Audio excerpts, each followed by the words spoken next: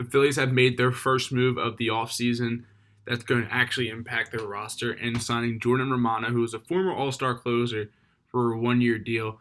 And it can go up to $8.5 million. And Romano is a former really, really good closer, right? If we come over here, look at this tweet from The Good Fight. He was one of the best closers in the sport for a few years stretch, battling some injury.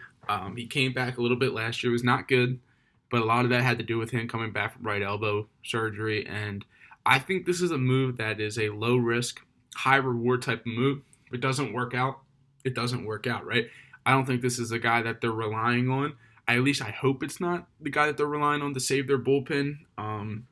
I think Romano's stuff is still good. I think that he was coming off an injury, so we got to give him a little bit of slack for that. But I think this is a move that can actually help the Phillies bullpen depth a lot, which is a team who really needs it. We come over here and look at the bullpen. I mean, this bullpen is an interesting one, right? It's one that really let them down late in the year, and especially in the playoffs.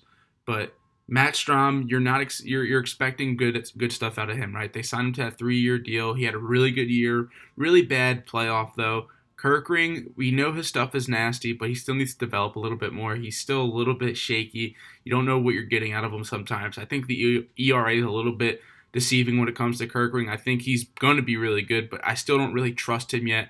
Jose Alvarado is a loose cannon. Who knows what we're getting out of Jose Alvarado at this point? I mean, he is all over the place. He's either one of the best relievers in the game or the ball's just going to fly all over the place.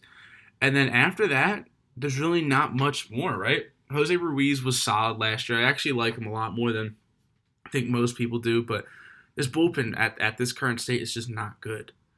And I think this is the biggest place where the Phillies need to improve. I would like to see them bring back Jeff Hoffman or sign Tanner Scott, but if some way you can manage to get both of them, that would be the perfect scenario to improve the bullpen. But I think that might be a little bit too outlandish.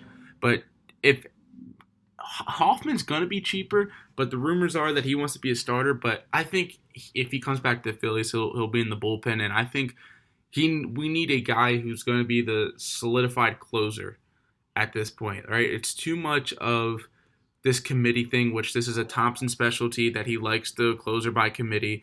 But I think we need a guy who's going to shut down the game. We need a guy who we know is coming out for the ninth. We need a guy who we can really trust. And I think that's what the Phillies have lacked, not just for the last few years, but a long time. The Phillies really haven't had a guy that's like locked down and you feel like that the game's over since Brad Lidge, and that was the '08 year and that team. So there's a lot of room to be improved for this bullpen. And I think, obviously the lineup might need a little bit tweaking, which we'll get into more if they make a different move. But I think looking at this bullpen, they need more. Jordan Romano is not enough. I hope it works out well. But we come look a little bit of his underlying numbers. I mean, he didn't really pitch that much last year, like I said, right? He threw, 13 2/3 of an inning. That's all he threw last year. So he had 8 saves still. So, I mean, high ERA, so who knows what we're getting. If we look in the past, Jordan Romano has been one of the better guys in the league, like I showed you from the tweet earlier, but his underlying stuff has been really good too. The only thing I have an issue with Jordan Romano is he's another guy that you don't know what you're getting out of him, right?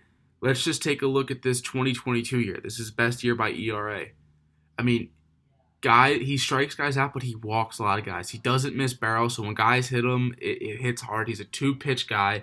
You get the 4-seamer and the slider, and it's going to be challenging for him to come back off the surgery and be a meaningful piece, but I think he can. I think the potential is there. That's why I really don't mind the move. I'm not sitting here too excited about the move, but I'm not sitting here, thinking this move is stupid, because this could be a really good move for them that makes them look like geniuses.